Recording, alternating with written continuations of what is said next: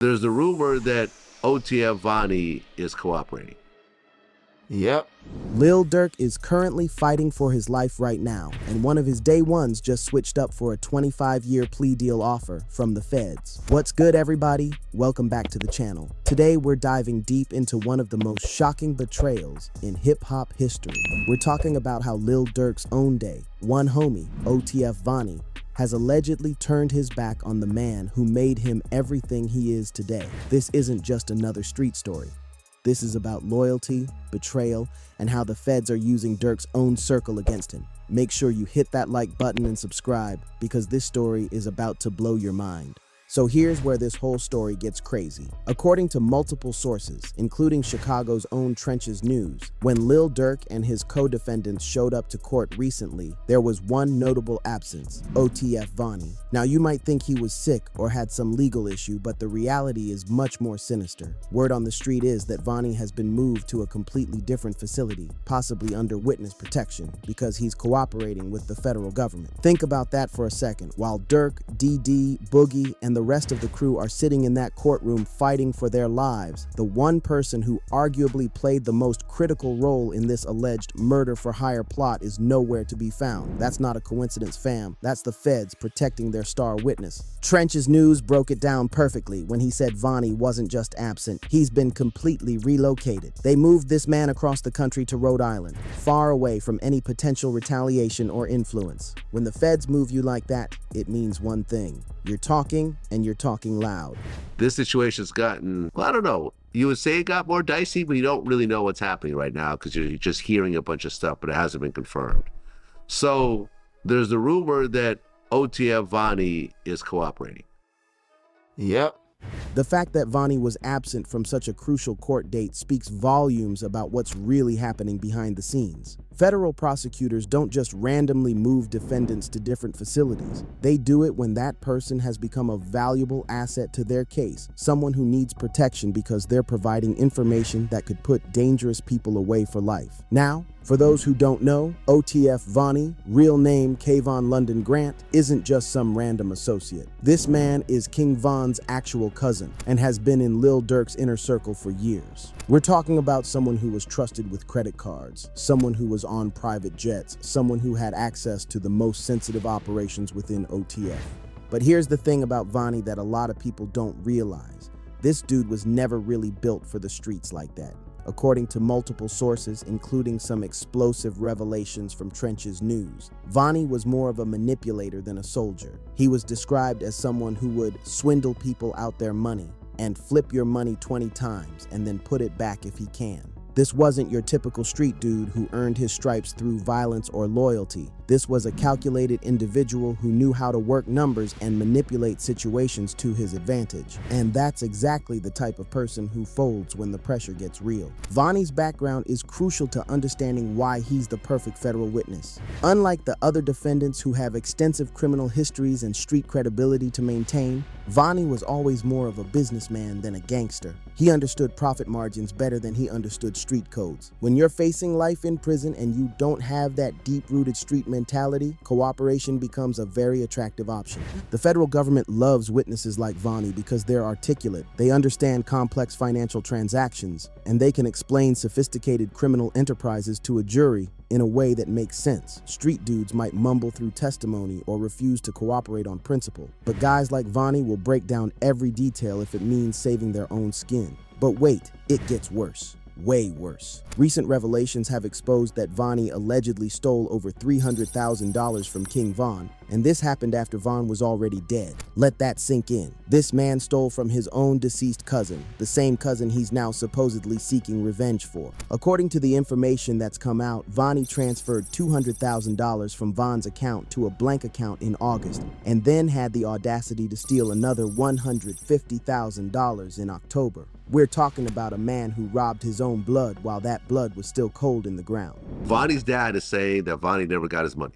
The dad is saying that Lil Durk and Vonnie crossed him for some money. It's either three things that he's saying, and he's saying that his son and them crossed him out of the money. Like the money he stole from Von, he didn't give him no money, that he stole all Von money out of his account when he died. So he said that he willing to testify, and he going all the way with it.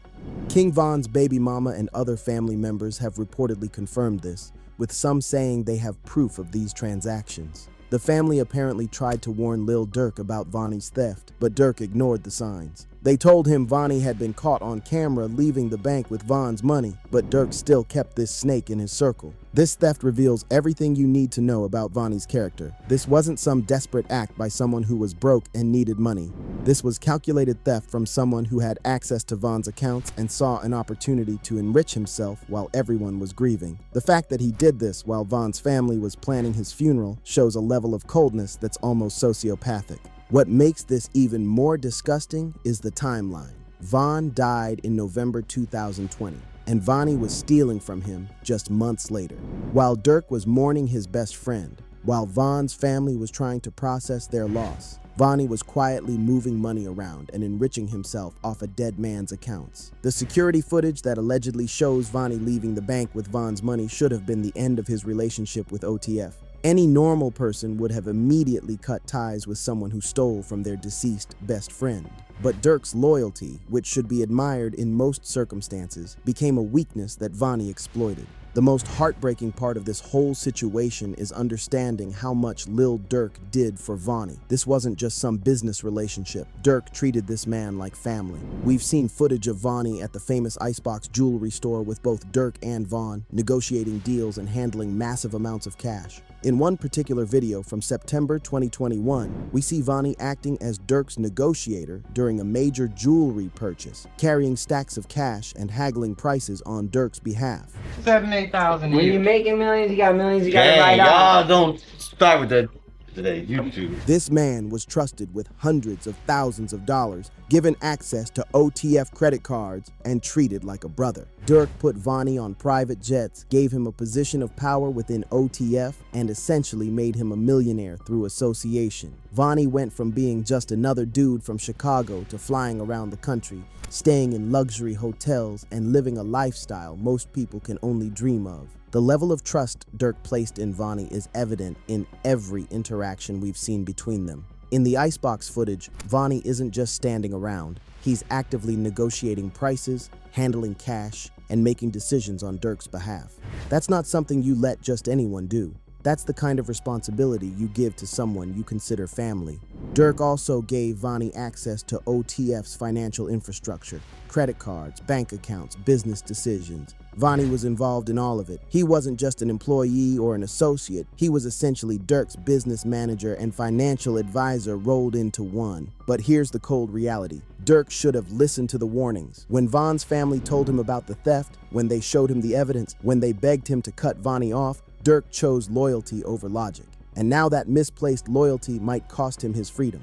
Yeah, look, it's one thing to say that you're going to do 30 years, and it's another thing to actually do 30 years. But I feel like Durk actually, he had a damn good chance to get out. This is a perfect example of how loyalty can become a liability. Durk's instinct to stand by people who had been with him from the beginning is admirable, but it also made him vulnerable to manipulation by people like Vonnie, who understood how to exploit that loyalty. According to federal indictments, Vonnie played a crucial role in the alleged murder-for-hire plot that targeted Quando Rondo, but ultimately resulted in the death of Lil Pab. The feds paint a picture of Vonnie as the logistical mastermind who made the whole operation possible. Here's how deep Vonnie was involved. He allegedly flew from Miami to Los Angeles with Durk on a private jet to coordinate the murder. Once in LA, Vonnie purchased 4 black ski masks with cash and used an OTF credit card to rent a hotel room for the shooters. He supplied the team with firearms, including fully automatic weapons, and secured 2 cars for their use. This wasn't some low-level involvement. Vonnie was allegedly the operational commander on the ground. He was the one making sure the shooters had everything they needed to carry out this hit. The feds have him on credit card transactions, hotel bookings, and weapon purchases. This man left a paper trail that leads directly back to OTF. The federal indictment reads like a step-by-step manual of how to orchestrate a murder-for-hire plot, and Vonnie's fingerprints are on every aspect of it. From the moment they landed in Los Angeles to the moment the shooters fled the scene, Vonnie was allegedly coordinating logistics and ensuring the operation ran smoothly. What makes this particularly damaging is that Vonnie wasn't just following orders. He was making executive decisions. He chose which hotel to book, he selected the vehicles, he purchased the weapons. This level of involvement makes him a co-conspirator rather than just a follower, but it also makes him the perfect witness because he knows every detail of the operation. The fact that Vonnie used OTF credit cards for these purchases shows either incredible stupidity or incredible arrogance. Maybe he thought they'd never get caught, or maybe he was already planning his cooperation and wanted to make sure there was a clear paper trail that implicated everyone else while giving him something to trade. But here's what makes this even more damaging. Vonnie wasn't just a participant, he was a witness to everything. He was on that plane with Durk, he heard the conversations, he saw the planning, he knows exactly what Durk's involvement was, and now he's apparently ready to tell the feds everything. The federal government has built their entire case around the idea that this was a coordinated conspiracy involving multiple people across multiple states. Vonnie's testimony can connect all those dots in a way that individual pieces of evidence cannot. He can tell the jury not just what happened, but why it happened and who made the decisions. According to Trench's News, who has been on top of this story from day one, Vonnie is reportedly seeking a 25-year plea deal in exchange for his testimony against Lil Durk. 25 years might sound like a lot, but when you're facing life in prison for murder for hire, that's a gift from the government. Trench's News broke down the mathematics of this deal perfectly. At 25 years, Vonnie would be about 55 when he gets out, or possibly in his early 50s if he gets the standard 85% time served. For someone who is looking at potentially dying in prison, that's a deal you take without hesitation. But here's what's really cold about this situation. Vonnie apparently had this planned from the beginning. Sources suggest he was already calculating his potential sentences and looking for ways out before he even got arrested. This wasn't a man who got caught and then decided to cooperate. This was someone who was always looking for an exit strategy. The fact that he broke down all the potential charges and sentences in text messages shows this was a calculated decision. He knew exactly what he was facing and exactly what he needed to do to minimize his time. That's not the behavior of someone who's loyal. That's the behavior of someone who's always looking out for number one. Trench's News revealed that Vonnie had sent text messages breaking down his potential sentences like he was calculating a business deal. Count by count, he analyzed what each charge could bring and how he could minimize his exposure. This level of calculation shows that Vonnie was never emotionally invested in the street code or loyalty to his co-defendants. The 25-year deal also reveals how valuable the federal government considers Vonnie's testimony. They don't offer deals like that unless they believe the witness can deliver a conviction against a bigger target. In this case, that bigger target is clearly Lil Durk.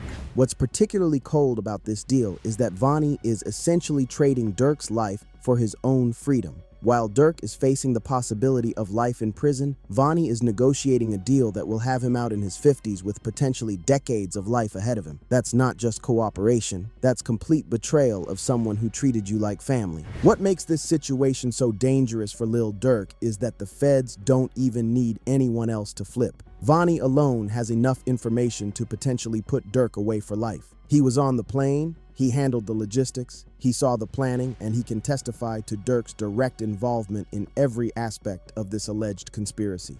The feds love cases like this because they don't have to rely on multiple cooperators who might contradict each other. They have one key witness who was involved in everything from start to finish. Vonnie can walk a jury through the entire timeline, from the initial planning to the execution of the plot.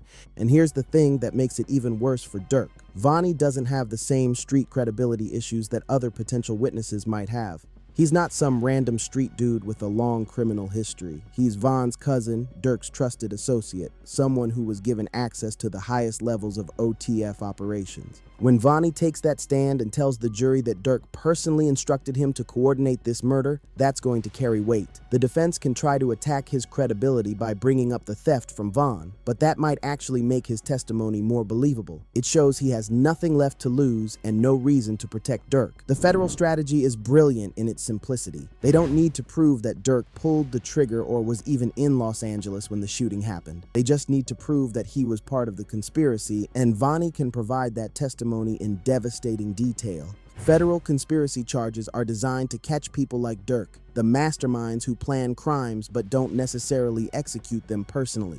The government doesn't need to prove that Durk knew every detail of the operation, just that he was part of the overall conspiracy and that someone died as a result. Vonnie's testimony will likely focus on the conversations he had with Durk, the instructions he received, and the resources that were provided to carry out the plot. Even if Durk never explicitly said, "Go kill Quando Rondo," Vonnie can testify about the context, the planning, and the clear intent behind their actions. Looking back, there were red flags everywhere that Durk and his team should have seen. The theft from Von's account should have been an immediate disqualification from any future operations. The fact that Von's own family was warning Durk about Vonnie should have been enough to cut ties completely. But this is the problem with loyalty in the streets. Sometimes it blinds you to obvious threats. Durk was so focused on maintaining his circle and keeping Von's cousin close that he ignored clear evidence that Vonnie couldn't be trusted. Trenches News has been saying for months that Vonnie was the weak link in this case. While other defendants might have street credibility and a code to uphold, Vonnie was always the most likely to cooperate because he had the most to lose and the least street credibility to maintain. The warning signs weren't subtle. Von's family didn't just suspect Vonnie was stealing. They had evidence. They had security footage, bank records, and transaction histories that clearly showed Vonnie moving money from Von's accounts to his own. This wasn't a case of missing money that could be explained away. This was documented theft.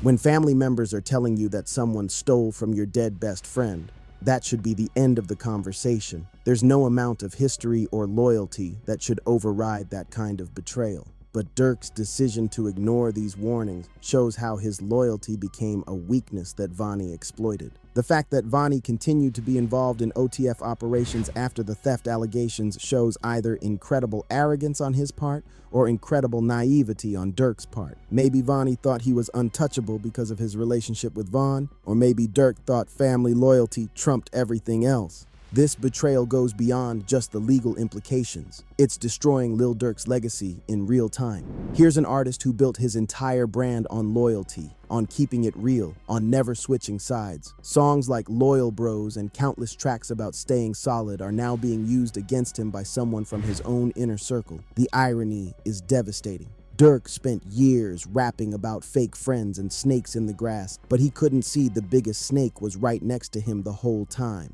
All those lyrics about loyalty and keeping it 100 are now being exposed as hollow when his own day one is ready to put him away for life. This is bigger than just a criminal case. This is about the destruction of everything Durk claimed to represent. How do you come back from having your own cousin-in-law, someone you treated like family, testify against you in federal court? I had a bad background, just growing up as a child, about father being incarcerated for 25 years, 26 years.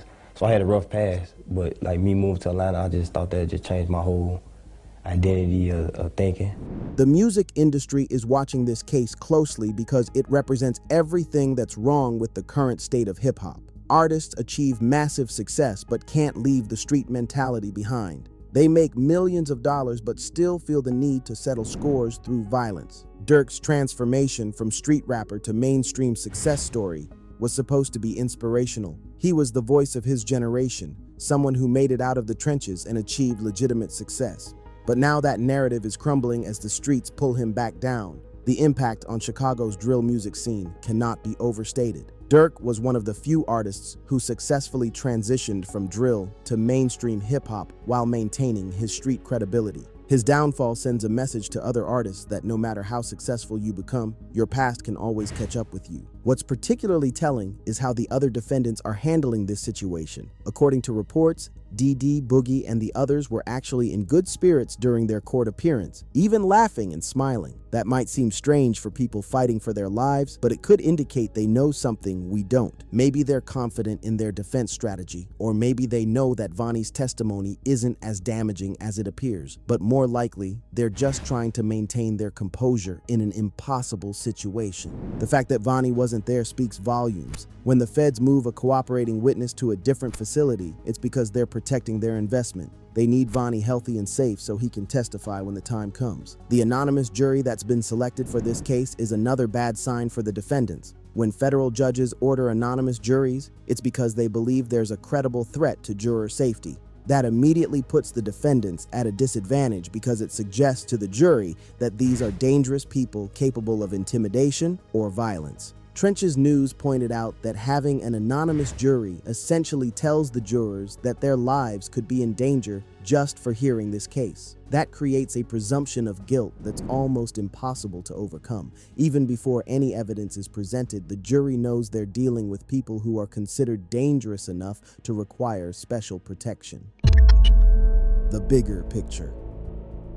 This case represents everything that's wrong with the current state of street culture and hip-hop. You have artists who make millions of dollars but can't leave the street mentality behind. You have people who achieve success but still feel the need to settle scores through violence. Lil Durk had everything: Grammy Awards, mainstream success, millions of dollars, a platform to influence positive change. But allegedly, none of that was enough to overcome the pull of street revenge and the need to slide for Von. And now, the very person who helped him plan that revenge is the same person who's going to testify against him. The streets don't love you back, and this case is proof of that harsh reality. The tragedy of this situation is that it was completely avoidable. Durk had achieved a level of success that should have insulated him from street politics. He had the resources to handle conflicts through legal means, the platform to influence positive change, and the success to serve as a role model for young people in similar situations.